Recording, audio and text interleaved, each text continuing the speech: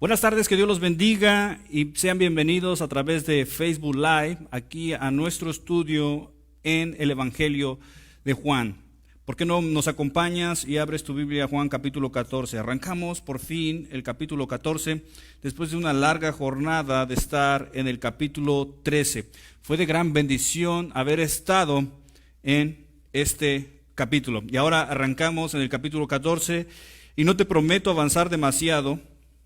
Como tú sabes, me gusta ir en detalle, casi verso por verso, palabra por palabra, para darle un entendimiento claro a la palabra de Dios en su contexto.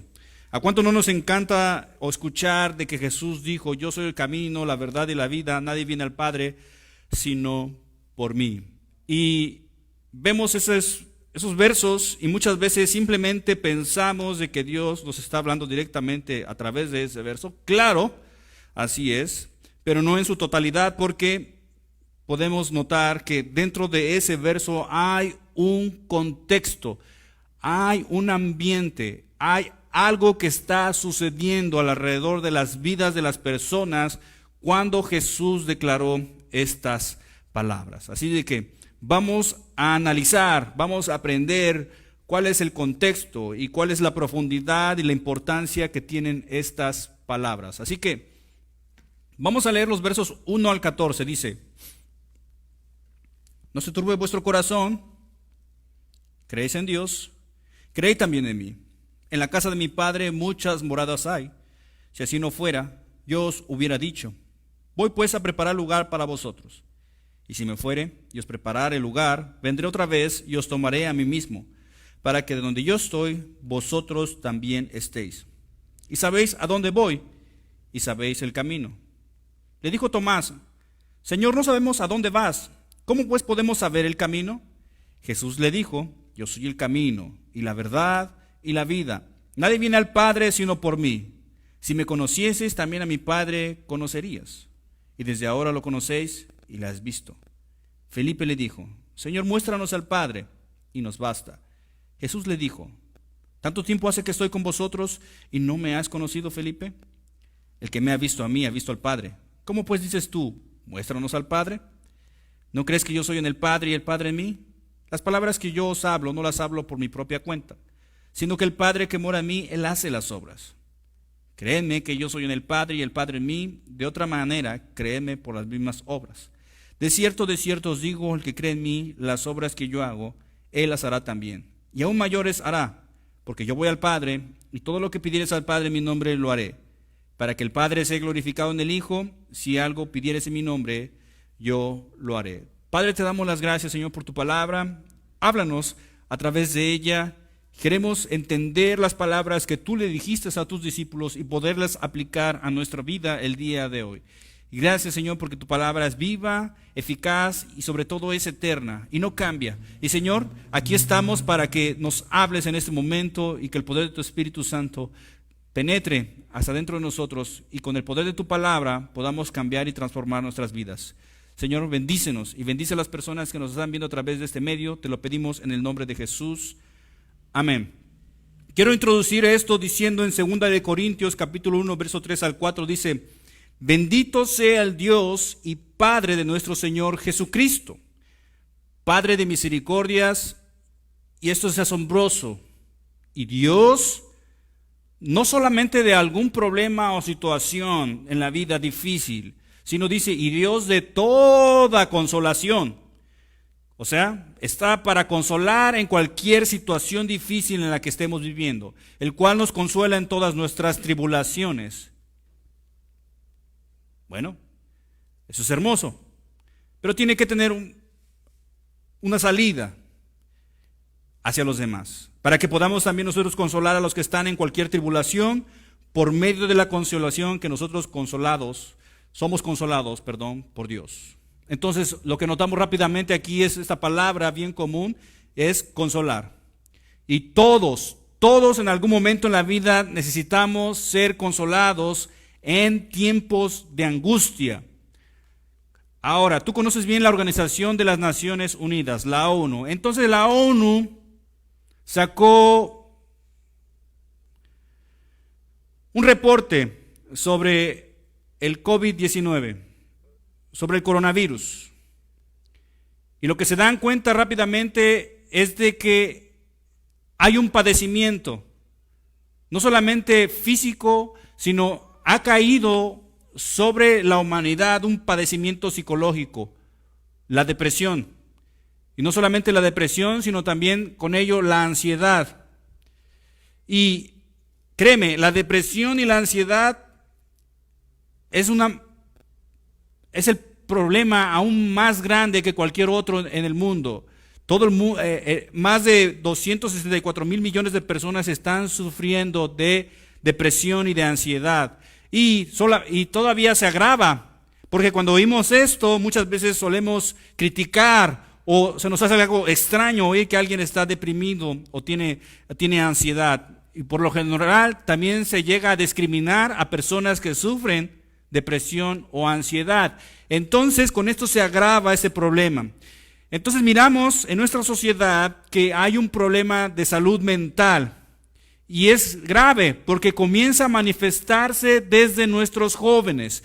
En la vida de nuestros jóvenes comenzamos a notar que hay depresión en sus vidas y esto lleva al suicidio y siendo la segunda causa de muerte de muchos jóvenes. Escucha esto bien, entre los 15 y 29 años, jóvenes atentan con su vida a causa de la depresión.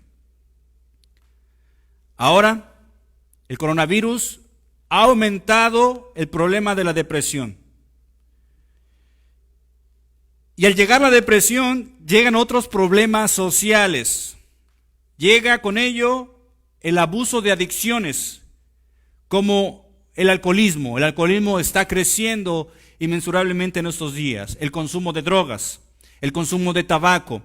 Además, la gente, para saciar esa ansiedad y esa depresión, se meten en juegos de apuesta. Y ahora, gracias a Internet, es más fácil apostar y perder tu dinero a través de Internet.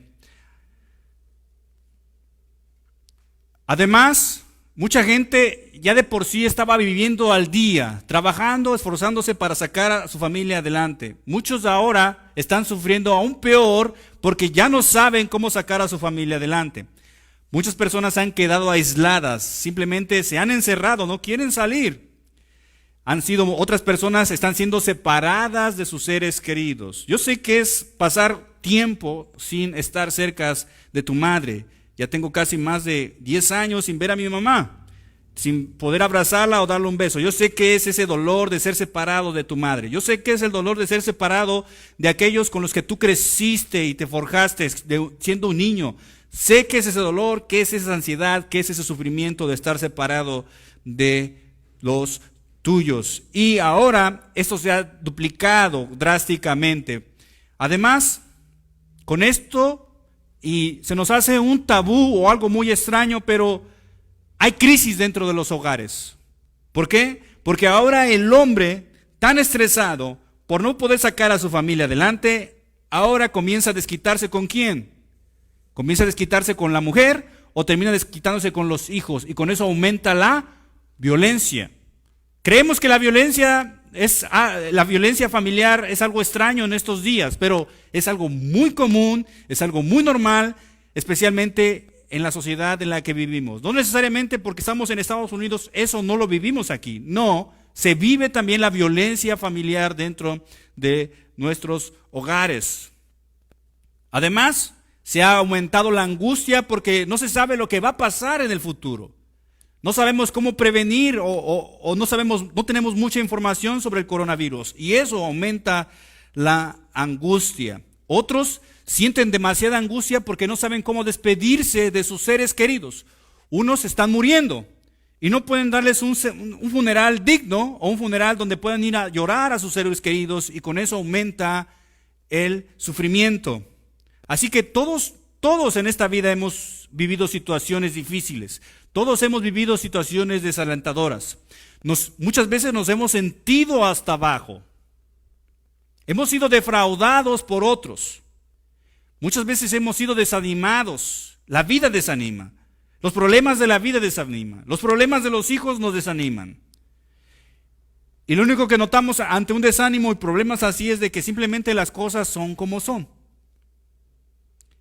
Y muchas veces nada de lo que hagamos no va a cambiar la situación.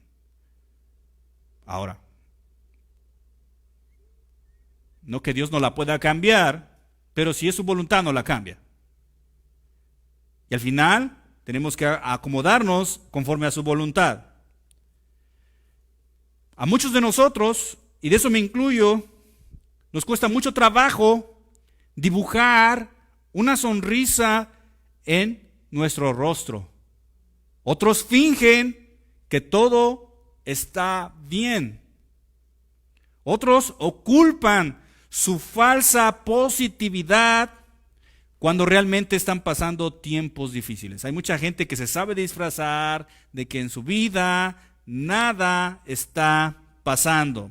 Todos en algún momento nos hemos sentido desanimados profundamente. Y las palabras suelen tener un tremendo poder en nuestras vidas. Las palabras de las personas o nos pueden ayudar para levantarnos, o las palabras de las personas nos pueden destruir o sobajar aún más. Las palabras pueden ser de bendición o palabras pueden ser para maldición. En tiempos difíciles vamos a necesitar de palabras y de acciones de otras personas para sentirnos animados, para sentirnos alentados, para sentirnos consolados. Es algo muy natural, es algo muy normal dentro del ser humano, la necesidad de ser fortalecido, la necesidad de ser alentado por las palabras y acciones de otras personas. Pero nada puede alentar más que la palabra de Dios. Nada puede alentar más que la palabra de Dios. Consolar. ¿Con qué arrancamos al principio? Arrancamos con 2 Corintios capítulo 1, verso 3 al 4, y notamos una palabra bien importante, consolar. Pero dentro del mundo en el que vivimos, el desánimo, la depresión, la ansiedad está a la puerta, está a la vuelta de la esquina. Rápidamente llegan los problemas y viene un estado mental severo en la vida del ser humano. Y necesitamos de palabras alentadoras. Y consolar por medio de palabras es una expresión de ¿qué? Consolar a alguien con palabras es una expresión de ¿qué? De amor. Es una expresión de amor. Sabemos entonces que la esencia de los capítulos 14, 15, 16 y 17 es, la esencia de los capítulos 14, 15, 16 y 17 es el amor. La esencia de estos capítulos es el amor. Y ahora Jesús se va a poner en la postura de consolar a sus discípulos. Pregunta: ¿quién es el que está más angustiado de todos ellos? Jesús es el más angustiado. Jesús es el más angustiado. La presión que va a vivir bajo la ira de Dios y la crucifixión lo va a hacer sudar gotas de sangre, lo que significa que tan estresado estaba físicamente y emocionalmente que de sus capilares se rompieron para sudar sangre. Él era el que necesitaba más que ánimo. Dice la palabra de Dios que inclusive llegaron ángeles para consolarlo, para animarlo, para levantarlo. Pero estos hombres egoístas, peleoneros, solamente estaban enfocados en su angustia y nada hicieron por consolar o levantar a su Señor. Pero el amor es más poderoso. ¿Por qué? Porque recordamos, la esencia de estos capítulos es el amor de Cristo hacia sus discípulos, y en vez de ponerse en una situación de ser consolado, Él los va a empezar a consolar a ellos. Él va a empezar a levantar su ánimo. Ellos estaban bien achicopalados. ¿Por qué? Porque Jesús se iba. Jesús se iba. Y Él les va a dar palabras que los va a consolar. ¿Por qué? ¿Por qué les va a dar palabras que los consuela? ¿Por qué? Porque los quiere. Porque los ama. Se preocupaba por ellos. Y de igual manera Dios te quiere, Dios te ama, Dios se preocupa por ti. Y dejó sus palabras para consolarte, para levantar tu ánimo, para darte fuerza, para darte aliento. Entonces, es solamente a través de sus palabras que podemos entender cómo salir del desánimo que este mundo nos atrae, Satanás nos atrae, y la carne muchas veces nos mete a traer desánimo en nuestras vidas. Así que vamos a mirar 3 el día de hoy. La siguiente semana miramos otros 3.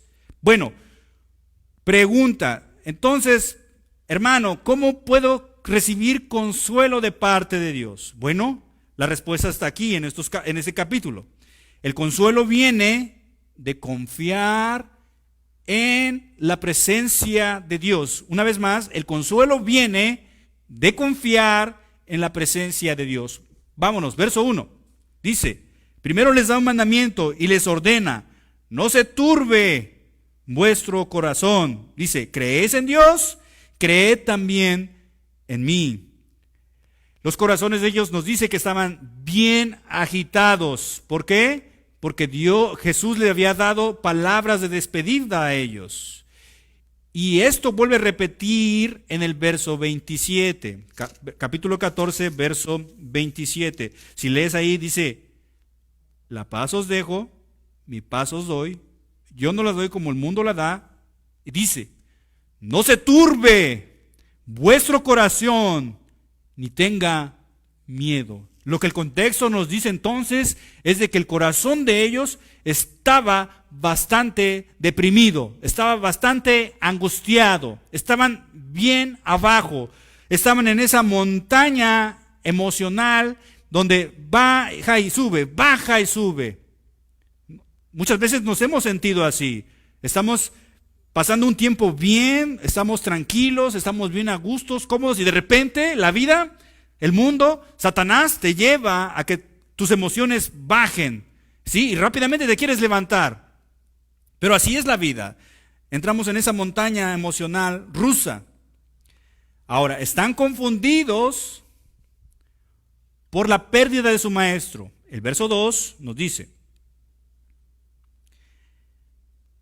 en la casa de mi padre muchas moradas hay, si así no fuera, yo os lo hubiera dicho. Dice, voy, pues. Luego dice en el verso 3, y si me fuere. Verso 12, de cierto os digo, el que cree en mí, las obras que yo hago, las hará también, y aún mayores hará. Y otra vez dice, porque yo voy al Padre. Si adelantas en el en el verso 28, habéis oído que yo os he dicho, voy y vengo a vosotros. Una vez más, vamos al 16, ahora sí, verso 7. Dice, pero yo os digo la verdad, os conviene que yo me vaya. Verso 28, ahí mismo, dice, salí del Padre y he venido al mundo, otra vez dejo el mundo y voy al Padre. Me voy, dice, me voy.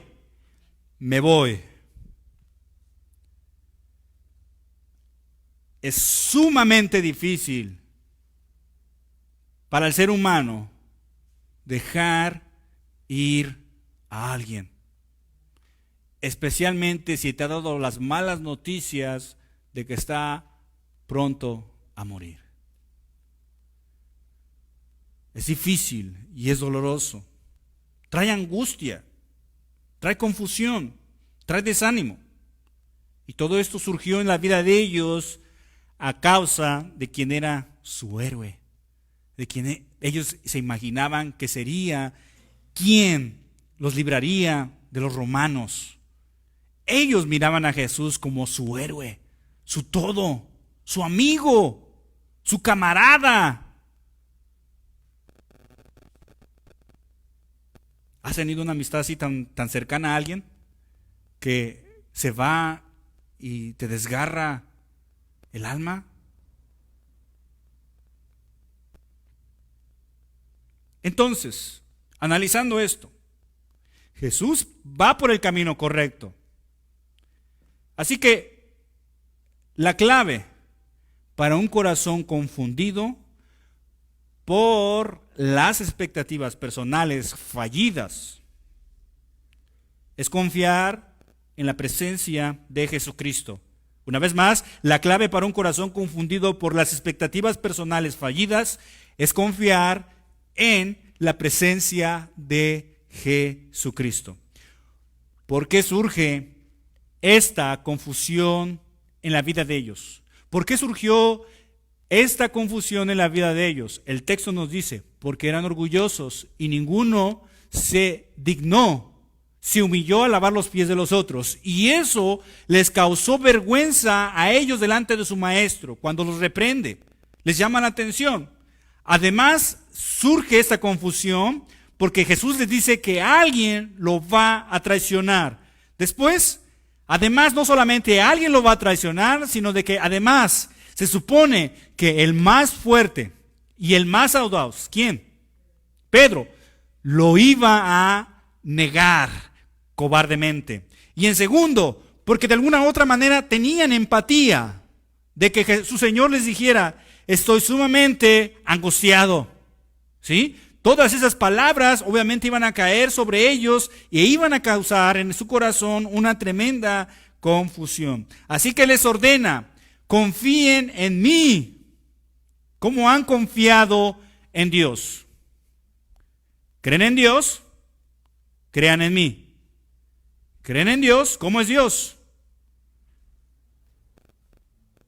Ellos creen en Dios, pero Dios es invisible. Nunca lo habían visto en sus vidas. Jamás vieron que Dios extendiera su mano y escribiera su palabra en piedra. Eso solamente lo hizo Moisés. Jamás vieron abrir el mar rojo en dos. Jamás vieron eso. Les dice, creer en mí. Crean también en mí, que a mí me han visto, que a mí me han escuchado, a mí que han visto levantar muertos, que han visto sanar paralíticos.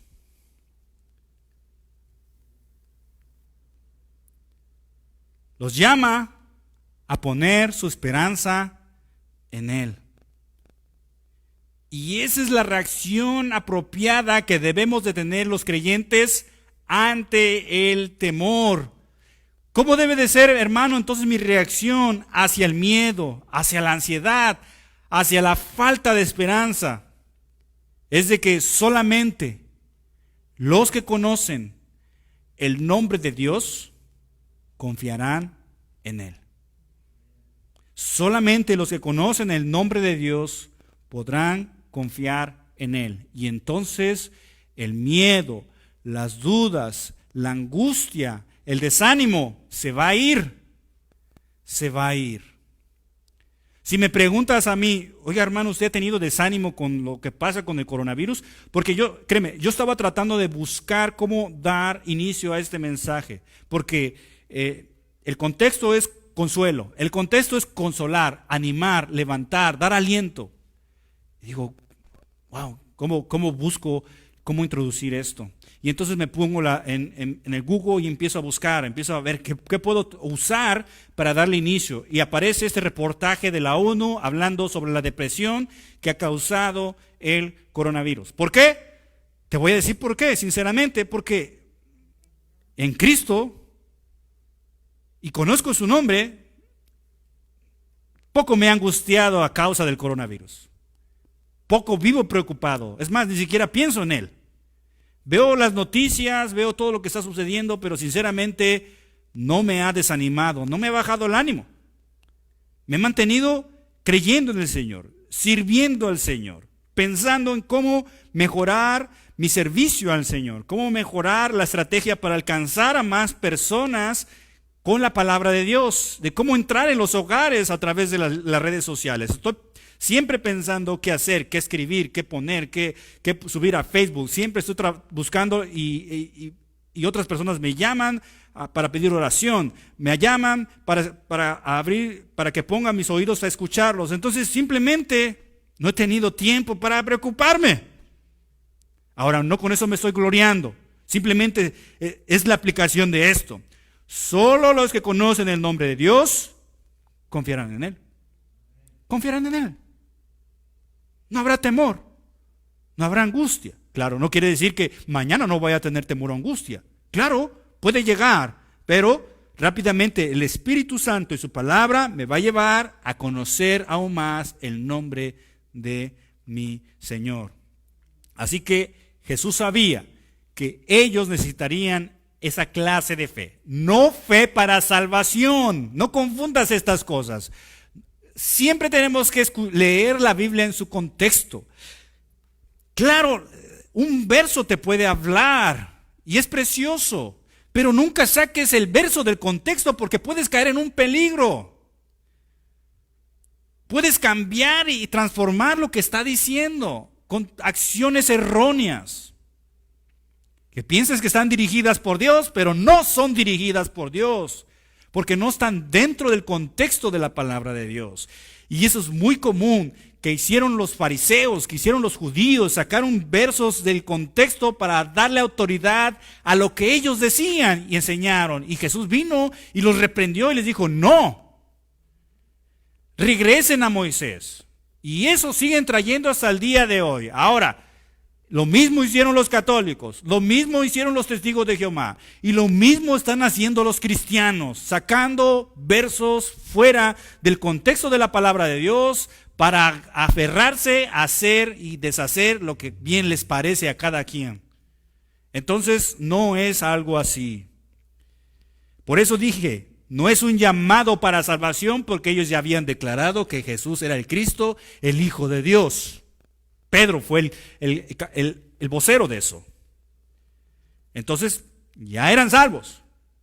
Ahora, lo que tenía que Jesús estaba tratando de decir aquí es de que tenían que tener una fe continua en Él.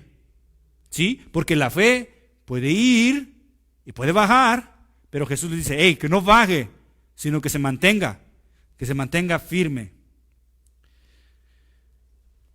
Entonces, es una bendición poder creer en Jesús sin verlo físicamente. Es una bendición. Ellos tuvieron esa bendición de verlo físicamente, pero no verlo, no escucharlo. Literalmente, es una bendición, porque Él elogia. Jesús levanta y elogia, aplaude una clase de fe cuando no se le ha visto físicamente.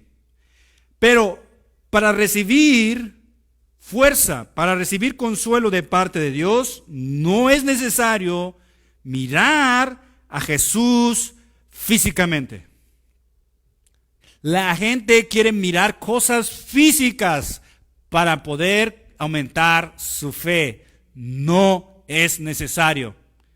Probablemente Dios te dé una visión un tiempo, te dé un sueño, pero no necesariamente es importante tales cosas para que levantes tu fe. Pero la gente quiere mirar cosas. La gente quiere sentir cosas. La gente quiere sentir mariposas en la panza. Es más, la gente está esperando que Dios les hable audiblemente a las personas. Pero no es necesario. Simplemente con el Espíritu Santo, Dios nos hace conscientes de la presencia consoladora de Cristo. Solo el Espíritu Santo nos hace conscientes de la presencia consoladora de Cristo. Jesús les dijo, ya me voy, no me van a ver físicamente, pero ¿qué? Les voy a enviar a alguien parecido igualmente a mí. En Juan capítulo 14, más adelante, verso 16 al 18, pregunta una vez más, ¿cuál es el contexto del pasaje? Consuelo. Y le va a llamar al Espíritu Santo más adelante el Consolador. diciendo, y yo rogaré al Padre, y os daré, ¿qué? Otro consolador. Entonces, en otras palabras, Él había sido un consuelo para ellos, físicamente hablando, en presencia de ellos. Pero me voy, ya no me van a ver físicamente. Entonces os daré otro consolador para que esté una vez más con vosotros para siempre. Ustedes me van a ver que me voy, pero voy a volver para estar con ustedes para siempre. Y luego dice, ¿quién es este consolador? Verso 17, el Espíritu de verdad. Y eso es una promesa solamente para los verdaderos creyentes, el cual el mundo no puede recibir. ¿Por qué? Porque no le ve ni lo conoce.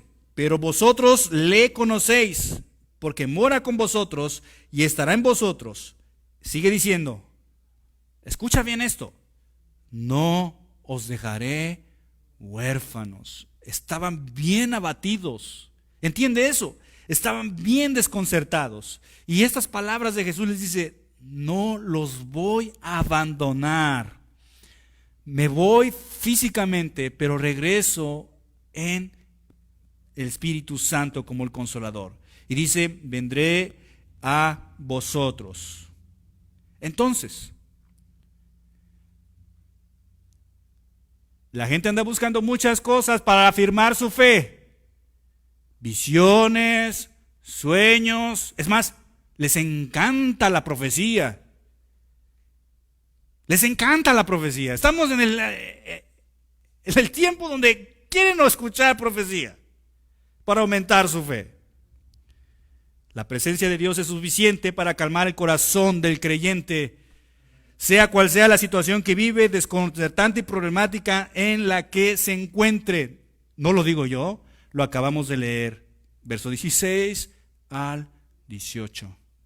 ¿Ven por qué a veces tengo problemas yo con la profecía o con los sueños? No digo que Dios no hable a través de ellos. Yo no estoy diciendo eso. Lo que tengo problema es de que se quieran enfocar en ellos para poder buscar fuerza y poder y fe para salir de sus problemas cuando se nos ha prometido ¿el qué? El Espíritu Santo. Familia, por favor.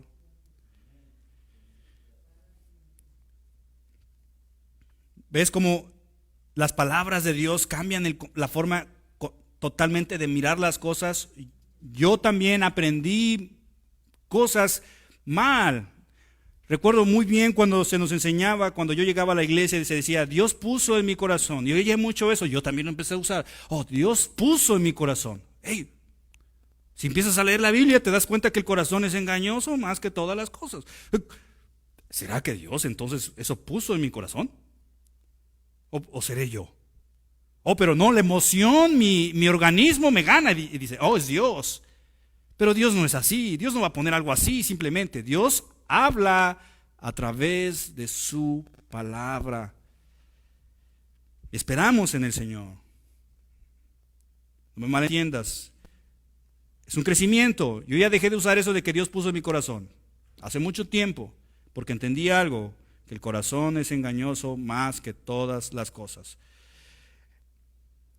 Ahora, créanme que estamos por entrar en el segundo punto. 12:57, vamos bien. Segundo punto. Entonces, el primero dijimos que el temor, la angustia se va al confiar en la presencia de Cristo. Tenemos que poner nuestra fe y nuestra confianza en que el Señor está con nosotros, independientemente de la situación en la que estemos viviendo. Lo más probable es que la situación no desaparezca, y eso se lo aseguro, 100%. No va a desaparecer la situación. Lo que sí va a desaparecer va a ser tu temor, tu angustia, tu problema. ¿Por qué? Porque sabes que tu Señor está a tu lado, está contigo, está dentro de ti, está habitando contigo. Y es curioso, porque antes de que nosotros vayamos y habitemos con el Señor en el cielo, Él prometió primeramente vivir con nosotros. Eso está volado de la cabeza. O sea, ¿cómo es posible? O sea, nos dices que ¿Vas a venir a morar primeramente nosotros antes de nosotros ir contigo? Y eso es fabuloso, eso es glorioso, eso es increíble, eso es el amor que sobrepasa, ahora sí, como cambiando un poquito las palabras, todo entendimiento. O sea, es algo totalmente radical, diferente. Por eso, el punto sería, el consuelo viene entonces de confiar en la preparación de Cristo, en de que Él va a ir a preparar un lugar para su iglesia. Es una forma de consolar a sus discípulos diciéndoles: me voy a ir un poco de tiempo, me voy a separar de ustedes un poco de tiempo, pero no va a ser prolongado, ni va a ser permanente, sino de que van a ir a habitar a donde yo estoy. Por eso dice en el verso 2, en la casa de mi Padre muchas moradas hay. Ahora no se refiere al templo en Jerusalén, sino se refiere a la casa en el cielo. Si así no fuere, yo os lo hubiera dicho. Aquí es otra forma de decirles: siempre les he dicho la verdad. ¿Por qué habría de mentirles ahora? Esa es otra forma de decir lo que acaba de decir aquí. Voy pues entonces a preparar lugar para vosotros. La promesa es entonces que nos reuniríamos o se reunirían con Él, no en este mundo que se está cayendo en pedazos, sino nos reuniríamos con Él en su gloria celestial. Ahora, la casa del Padre es otro nombre para el cielo. ¿Estás de acuerdo? Muchas veces el cielo se describe como país. El cielo es como un país, dice la Biblia. ¿Por qué como un país? Por su tamaño. Un país es grande, ¿estamos de acuerdo? Entonces nos habla del tamaño de la casa de Dios. También se le hace llamar la ciudad de Dios en otras partes. Con eso nos enfatiza y nos dice de que es un lugar donde va a haber muchos habitantes. ¿Recuerdas? Es muy diferente una ciudad al pueblo de donde venías o donde veníamos. ¿Sí? Los pueblos son chiquitos, unos cuantos ciudadanos. Las ciudades son grandes, grandísimas. Se le describe al cielo como el reino. ¿Por qué como un reino? ¿Por qué le describen al cielo como un reino? ¿Por qué? Porque Dios es su rey. Bien. Pero también se le describe al cielo como el paraíso. ¿Por qué se describe al cielo como un paraíso? Porque no vamos a ir a una ciudad deshecha, destruida por el ambiente, por la gente, llena de basura, llena de ratas, llena de smog.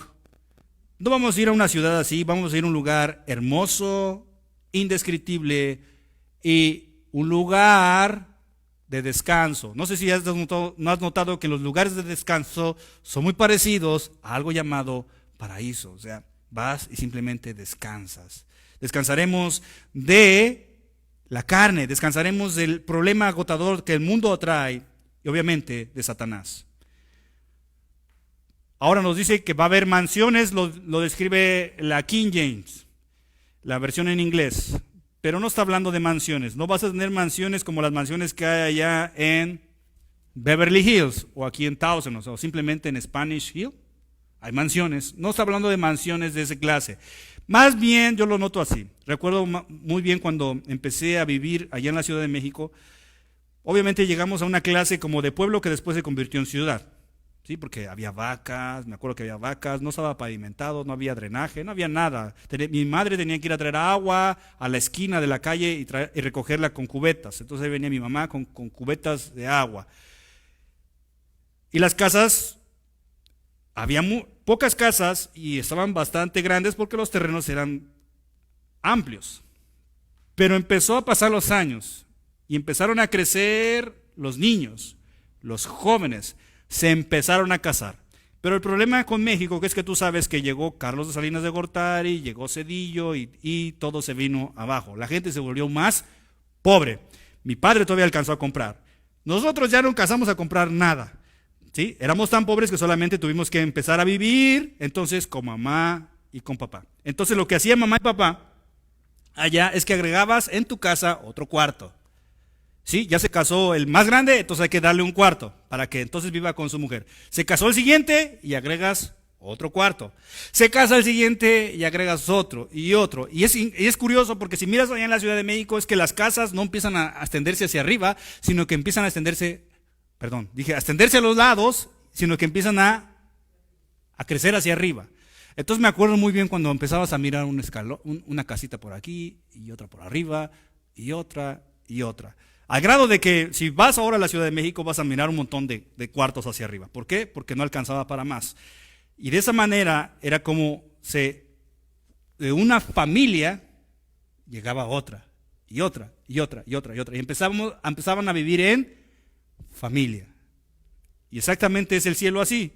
Vamos a estar en una clase como de apartamentos, ¿sí? Obviamente, todos juntos, en familia, donde Dios el Padre va a ser el dueño de todo. Por eso dice en Apocalipsis capítulo 21, verso 13, aquí el tabernáculo de Dios, o sea, el lugar, la habitación de Dios, con los hombres, y Él morará con ellos. Y ellos serán su pueblo, y Dios mismo estará con ellos como su Dios. Y por eso habla de ir a preparar un lugar. Y si me fuere y os prepare el lugar, vendré otra vez y os tomaré a mí mismo, para que donde yo estoy, vosotros también estéis. Ya no se preocupen, dice Jesús. Ya no se turbe su corazón, ya no tengan miedo, les dice. Otro podría decir, dejen de tener depresión, dejen de tener ansiedad, dejen de tener miedo. ¿Más sinónimos para dar a entender lo que quiero decir? Dice, voy a preparar un lugar para ustedes. Y ahí donde estoy yo, ustedes estarán conmigo. Y van a tener un lugar donde vivir. No se preocupen de eso. No habrá todos los problemas que están viviendo el día de hoy. Estarán bien, felices. No sé si vaya a estar uno gordito, pero me imagino que estaremos bien comidos, sanos, jóvenes. Bueno, todavía estoy yo entre eso, ¿va? Entonces, todavía no sé qué es estar como Ben Yosef, pero para ahí voy. Y eso me agüita, ¿va? Porque digo, híjole, me voy a quedar sin pelo, más ya no tengo. Pero allá estará bien con el Señor. Ahora, hay gente que se mete en detalles escatológicos o sobre qué va a pasar en esos momentos. ¿Va a ser antes del rapto, después del rapto? ¿Va a ser en la venida del Señor? No olvidemos de eso, simplemente enfoquémonos que estaremos donde Jesús está y con Él para siempre. Entonces, tenemos que confiar en la preparación que Cristo está haciendo por nosotros y con eso se tiene que ir el miedo, el temor. El tercero y nos vamos. El consuelo viene por confiar en la proclamación de Cristo. En otras palabras, viene de confiar en sus palabras, de quién es Él. Por eso dice, y sabéis a dónde voy y sabéis el camino. Pregunta, ¿a dónde va? No va al cielo. Bueno, sí va al cielo, pero Él dijo a dónde va. No va a la casa del Padre. Él dijo literalmente que regresaba al Padre. Yo voy al Padre, no al cielo, pero bueno, obviamente, Dios está en el cielo, pero voy al Padre. Las palabras correctas. Entonces ya tenemos el contexto. Ellos ya sabían eso. Juan capítulo 7, volteas. ¿Tienes tu Biblia? 7 al 33. Fíjate, ¿cuántos capítulos son atrás? ¿7? Estamos en el 14. Digamos, son 7 o 6. Bueno, quien sabe hacer cuentas después me va a decir que a lo mejor son 6. Pero yo no sé. Pero ahorita no quiero meter mi cabeza en hacer cuentas porque me pongo nervioso. Así que 7:33, o sea, casi un poco más de la mitad. Él dijo... Entonces Jesús dijo, todavía poco de tiempo estaré con vosotros e iré al que me envió.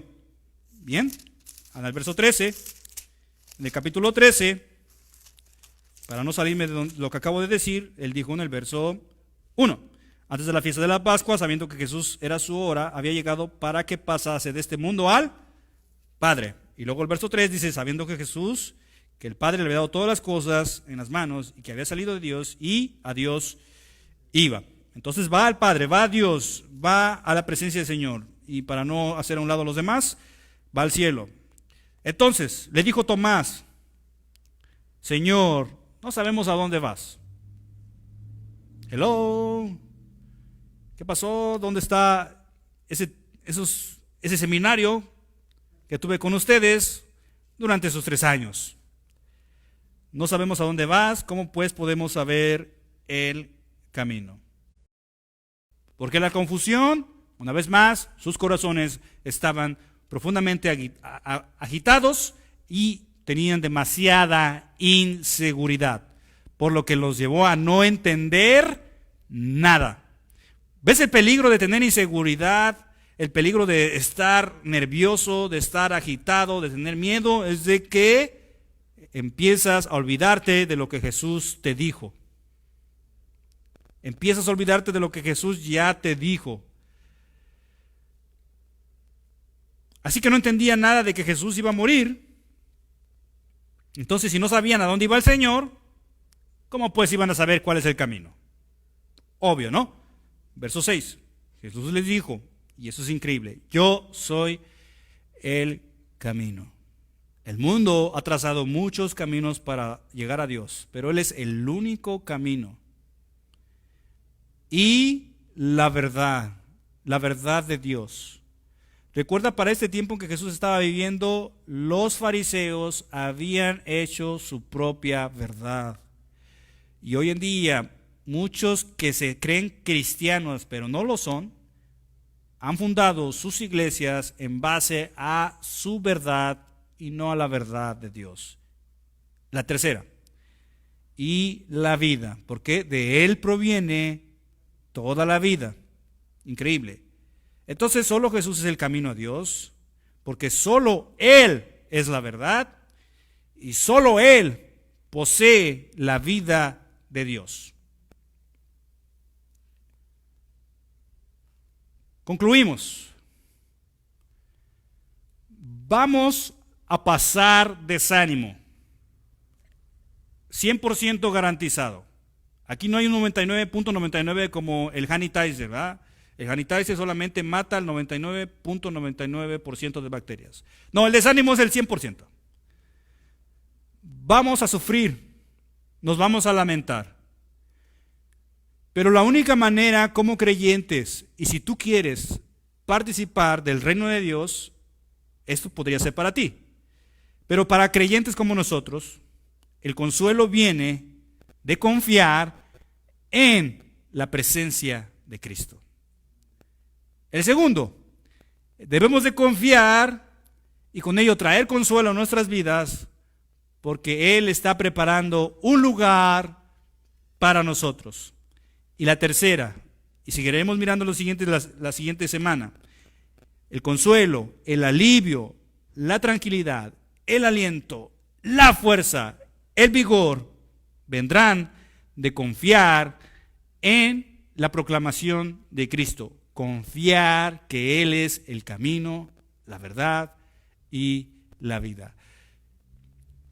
Este puede ser un llamado para que tú seas salvo. Y como dije, 100% garantizado, sufrimiento.